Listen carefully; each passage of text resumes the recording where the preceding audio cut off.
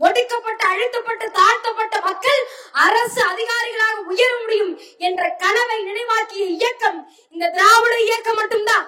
நல்லா யோசிச்சு பாருங்க. படிப்பதற்கு உரிமை கிடையாது. சூத்திரம் தான் படிக்க கூடாது.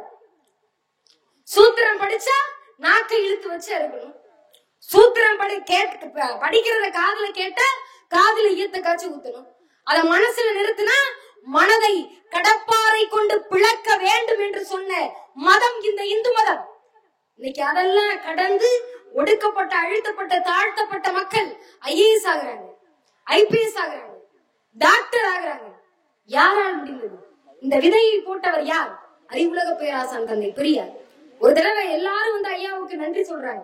ஐயா, உங்களால தாங்க நாங்க ஒரு அழுத்தப்பட்ட சமுதாயத்தை சேர்ந்த நாங்க இன்னைக்கு படிச்சு பெரியாரா இருக்கிறோம், அரசு அதிகாரியா இருக்கிறோம், உங்களுக்கு தாங்க நன்றி சொல்லணும் அப்படின்னு நன்றி சொல்றாங்க.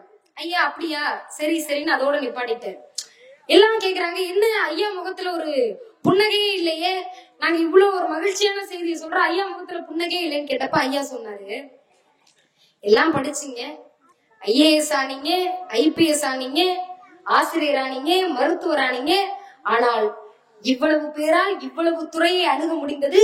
ஆனால் ஒரு தாழ்த்தப்பட்ட, அழுத்தப்பட்ட வகுப்பை சேர்ந்தவர் கூட நீதிபதி ஆக முடியலையே, அதுதான் என்னுடைய வருத்தம் என்று சொன்னார். அடுத்த நாள் அது விடுதலையில் தலையங்கமாக பதியப்படுகிறது.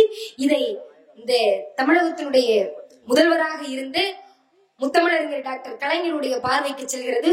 உடனடியாக வரிசை பட்டியலில் 12வது இடத்தில் இருந்த வரதராஜன் என்ற தாழ்த்தப்பட்ட இனத்தை சேர்ந்த ஒருவரை நீதிபதி ஆக்கினார். உடனே கேட்கிறாங்க, ஐயா அவர் வரிசையில 12வது இடத்துல இருக்கிறாரு, அவரை நீதிபதி ஆக்கினீங்கன்னா சீனியாரிட்டி பிரகாரம் நிறைய பேர் இருக்கிறாங்களே, அவரை போய் நீதிபதி ஆக்க போறீங்களேன்னு கேட்டப்ப தந்தை பெரியார் இவ்வளவு வருத்தப்பட்டு சொன்னதற்கு பிறகு அதை நிறைவேற்றுவதை விட எனக்கு வேற என்ன கடமை இருக்கிறது என்று சொல்லி தாழ்த்தப்பட்ட வகுப்பை சேர்ந்த முதல் நீதிபதியாக வரதராஜன் அவர்களை நியமித்த அரசு இந்த திராவிட இயக்கத்தினுடைய அரசு. அப்பதான் ஐயா சொல்றாரு, தாழ்த்தப்பட்ட, அழுத்தப்பட்ட இனத்தை சேர்ந்த ஒருவர் நீதிபதி ஆயிட்டாரு அப்படிங்கிறது எனக்கு மகிழ்ச்சி கிடையாது. நீதிபதியாகி அந்த நாற்காலியில உட்கார்ந்ததுக்கு அப்புறமா 80 வயது பார்ப்பான் வழக்கறிஞராக கீழே அமர்ந்திருப்பார். அவர் ஏந்திரிச்சு ஓ மை லார்ட் என்றுதான் சொல்ல முடியுமே தவிர ஓ தாழ்த்தப்பட்டவனே என்று சொல்ல முடியாது. இந்த வார்த்தை இருக்கிறதே, இந்த வார்த்தைக்காகத்தான் இத்தனை ஆண்டு காலம் நான் உழைத்தேன் என்று சொன்ன தலைவர் அறிவுலக பேராசான் தந்தை பெரியார். நல்லா யோசிச்சு பாருங்க. இன்னைக்கு இந்த கூட்டத்துல இவ்வளவு பேர் இருக்கிறோம், எல்லாரும் அரசு அதிகாரியா இருப்போம்னா கிடையாது. கூலி வேலையை பார்க்கக்கூடியவர்கள் இருக்கிறோம், கொத்தனார் வேலைக்கு போகக்கூடியவர்கள் இருக்கிறோம், சித்தாள் வேலை செய்யக்கூடியவர்கள் இருக்கிறோம், டீ கடை வச்சிருக்கிறவங்க இருக்கிறோம், பூக்கடை வச்சிருக்கிறவங்க இருக்கிறோம், விவசாயம் செய்யக்கூடியவர்கள் இருக்கிறோம். ஆனால் இத்தனை பேர்ட்டையும் போய் உங்க பிள்ளைங்க என்ன படிக்கணும்னு கேட்டா, என்ன மாதிரியே விவசாயத்துக்கு வரணும், என்ன மாதிரியே டீ கடை வைக்கணும், என்ன மாதிரியே பால் கடை வைக்கணும், என்ன மாதிரியே பழக்கடை வைக்கணும்னு சொல்லுவோமா? என்ன சொல்லுவோம்? என் பிள்ளை கலெக்டர் ஆகணுங்க, என் பிள்ளை டாக்டர் ஆகணுங்க. இந்த கனவை ஒரு 100 ஆண்டு காலத்திற்கு முன்பு நம்மளால் காண முடிந்ததா? கனவு காண்பதற்கு கூட உரிமையற்று கிடந்த இந்த சமுதாயத்தை இன்னைக்கு படித்து அதிகாரிகளாக மாற முடியும் என்று அந்த கனவை நினைவாக்கி நம் கையில் கொடுத்திருக்கக்கூடிய இயக்கம் திராவிட இயக்கம், தலைவர் அறிவுலக பேராசான் தந்தை பெரியார் மட்டும்தான். யாரெல்லாம் நினைச்சு பாக்குறோம்? அரசு அதிகாரியா வேலைக்கு போயிட்டோம்னா நினைச்சு பாக்குறது கிடையாது.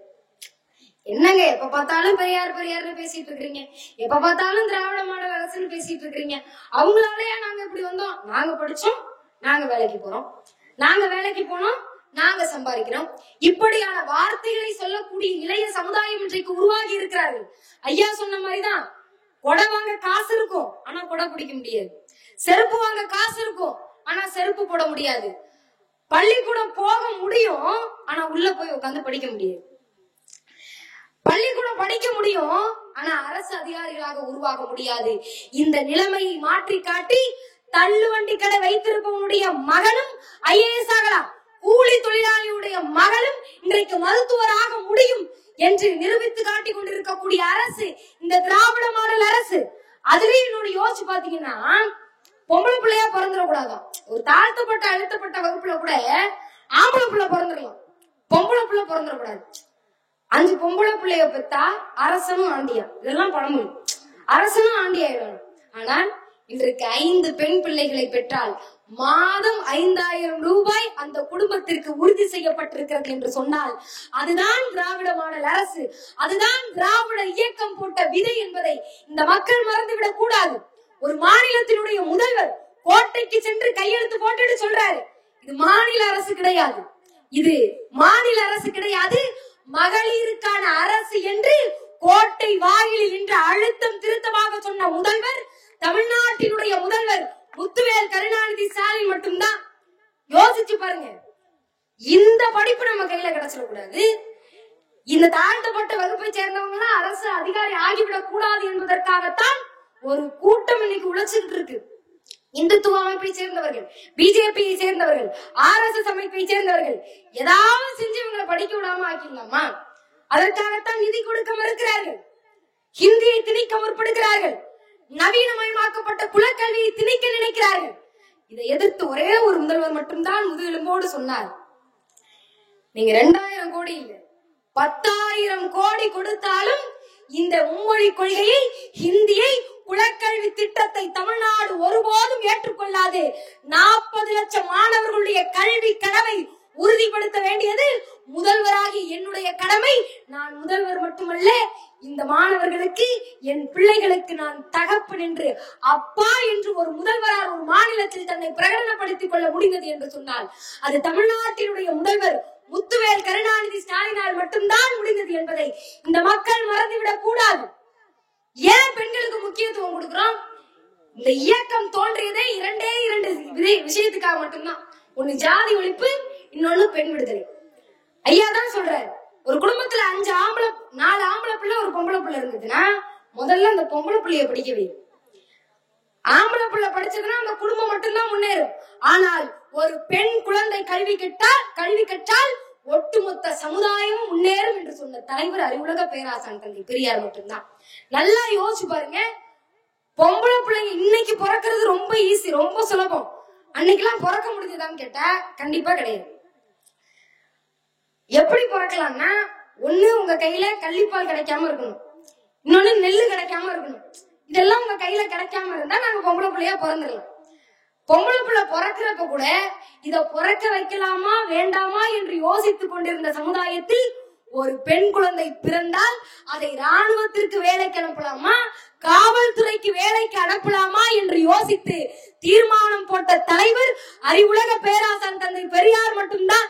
இன்னைக்கு தேசிய குற்றம்னு நம்ம எதையோ சொல்றோம், எதையோ தேசிய குற்றம்னு சொல்றோம். ஆனால் தந்தை பெரியார் எதை தெரியுமா தேசிய குற்றம்னு சொன்னாரு? 21 வயசுல ஒரு பொம்பளை பிள்ளைய படிக்க வச்சு அதை வேலைக்கு அனுப்பாம இன்னொருத்த கையில புடிச்சு கொடுக்கணும்னு சொல்லி கல்யாணம் பண்ணி வச்சேன்னா அதுக்கு நீ செலவு செஞ்ச காசு வேஸ்ட், சர்க்கார் செலவு செஞ்ச காசு வேஸ்ட். ஆக மொத்தத்தில் ஒரு பெண் பிள்ளையினுடைய கல்வி உரிமை பறிக்கப்பட்டால் அது தேசிய குற்றம் என்று அடையாளப்படுத்திய தலைவர் அறிவுலக பேராசான் தந்தை பெரியார் மட்டும்தான். இந்த கல்வியை தானே நம்ம கையில கொடுக்க கூடாதுன்னு நினைக்கிறாங்க. அது பெண்ணாக இருக்கட்டும், ஆணாக இருக்கட்டும், தாழ்த்தப்பட்ட சமுதாயத்தை சேர்ந்தா நீ படிக்க கூடாது. இதைத்தான் ஆரம்பத்துல இருந்து சொல்லிட்டு இருக்காங்க.